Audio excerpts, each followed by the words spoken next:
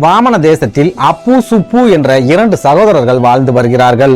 இதில் மூத்தவனான அப்பு மிகச் சிறந்த அறிவாளியாக இருக்கிறான். ஆனால் அவனது தம்பி சுப்புவோ மிக பெரிய முட்டாளாக இருக்கிறான். இப்படி ஒரு சூழலில் அந்த நாட்டில் பருவமழை பொய்த்து போனதால் மிக பெரிய அளவில் பஞ்சம் ஏற்படுகிறது. இதனால் அந்த நாட்டில் இருக்கும் மக்கள் அனைவரும் வேலைகளை தேடி பக்கத்து நாடுகளுக்கு செல்ல ஆரம்பிக்கிறார்கள்.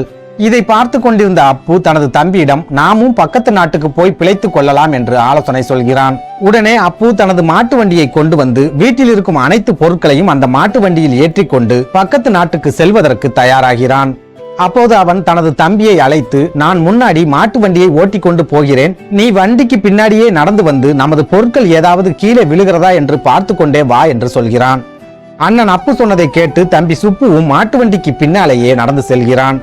சிறிது தூரம் சென்ற பிறகு அப்பு தனது தம்பியை அழைத்து நமது பொருட்கள் ஏதாவது வண்டியில் இருந்து கீழே விழுந்ததா என்று கேட்கிறான். அப்போது அவனது தம்பி சுப்பு, ஆமண்ணா, நமது வண்டியிலிருந்து நிறைய பொருட்கள் கீழே விழுந்தது, நான் பார்த்தேன் என்று சொல்கிறான். இதை கேட்டு பதறிப்போன அப்பு, அந்த பொருட்களை எல்லாம் நீ மறுபடியும் வண்டியில் எடுத்து வைத்தாயா என்று கேட்கிறான். ஆனால் சுப்புவோ தனது அண்ணனை பார்த்து, அண்ணா, தாங்கள் பொருட்கள் ஏதாவது கீழே விழுகிறதா என்று பார்க்கத்தான் சொன்னீர்கள், எந்த பொருளையும் எடுத்து வைக்க சொல்லவில்லை, ஆகையால் நான் எந்த பொருளையும் எடுக்கவில்லை என்று சொல்கிறான். தம்பியின் இந்த பதில் அண்ணன் அப்புவிற்கு கோபத்தை ஏற்படுத்தினாலும் நாம் நமது தம்பியிடம் கொஞ்சம் தெளிவாக எடுத்து சொல்லி இருக்க வேண்டும் என்று நினைத்து, தம்பி, இனிமேல் வண்டியில் இருந்து எந்த பொருள் விழுந்தாலும் அதை பத்திரமாக எடுத்து வைத்துக்கொள் என்று சொல்கிறான். தனது அண்ணன் சொன்னதை கேட்டுக்கொண்ட சுப்பு மறுபடியும் வண்டிக்கு பின்னாடியே செல்கிறான். சிறிது தூரம் சென்ற நிலையில் மறுபடியும் அண்ணன் அப்புவிற்கு சந்தேகம் ஏற்படுகிறது. உடனே தனது தம்பி சுப்புவை அழைத்து, தம்பி, ஏதாவது பொருட்கள் கீழே விழுந்ததா என்று கேட்கிறான். அண்ணனின் குரல் கேட்டு ஓடி வந்த சுப்பு அண்ணனை பார்த்து, ஒரு சில பொருட்கள் கீழே விழுந்தது அண்ணா, அதை எடுத்து நான் பத்திரமாக வைத்திருக்கிறேன், இதோ பாருங்கள் என்று காட்டுகிறான். தனது தம்பி கையில் வைத்திருக்கும் பொருட்களை பார்த்த உடனேயே அண்ணன் அப்புவிற்கு பயங்கர கோபம் ஏற்படுகிறது. அதாவது வண்டியிலிருந்து விழும் அனைத்து பொருட்களையும் அண்ணன் எடுக்க சொன்னதால் வண்டியை இழுக்கும் அந்த மாடு போட்ட சாணங்கள் அனைத்தையும் தம்பி சுப்பு பத்திரமாக அள்ளி கைகளில் வைத்திருக்கிறான்.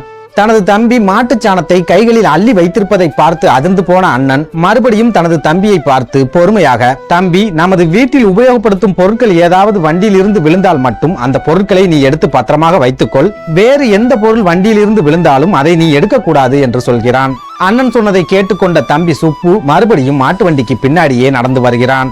சிறிது தூரம் சென்ற நிலையில் அந்த மாட்டு வண்டியின் ஒரு பக்க சக்கரம் கலண்டு விழுந்ததால் அந்த வண்டி மொத்தமாக சாய்ந்து விடுகிறது.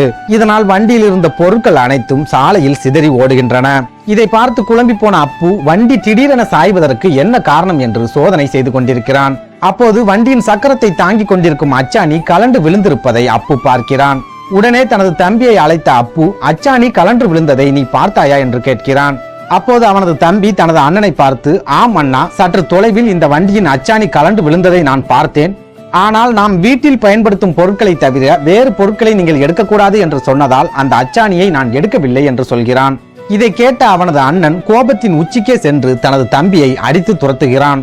இந்த கதையின் நீதி, அடி முட்டாள்களை நம்முடன் வைத்துக் கொண்டு நம்மால் எந்த காரியத்திலும் வெற்றிகளை அடைய முடியாது.